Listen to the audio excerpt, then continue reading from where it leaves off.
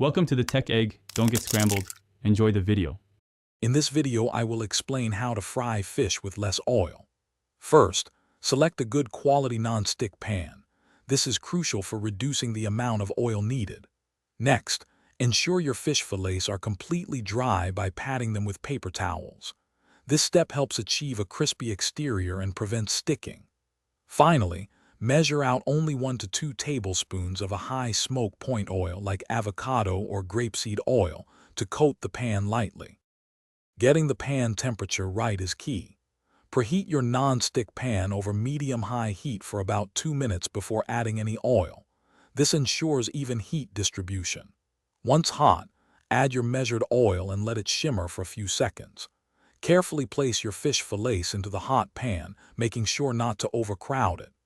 Cook in batches if necessary to maintain consistent temperature and achieve that perfect sear. To get that desired crispiness with minimal oil, resist the urge to move the fish around.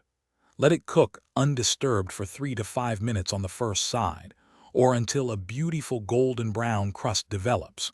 The cooking time will vary based on the fish's thickness. Once a crust forms, carefully flip it over just once. Continue cooking for another 3 to 5 minutes until the fish is opaque and flakes easily with a fork. Once your perfectly fried fish is ready, transfer it to a plate. Now is the ideal time to season it generously with salt, freshly ground pepper, and your favorite herbs. A squeeze of fresh lemon juice right before serving adds a wonderful bright finish.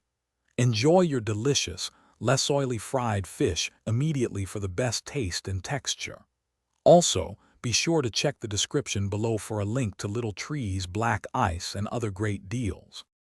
Thanks for watching. Consider subscribing if I helped unscramble your problems.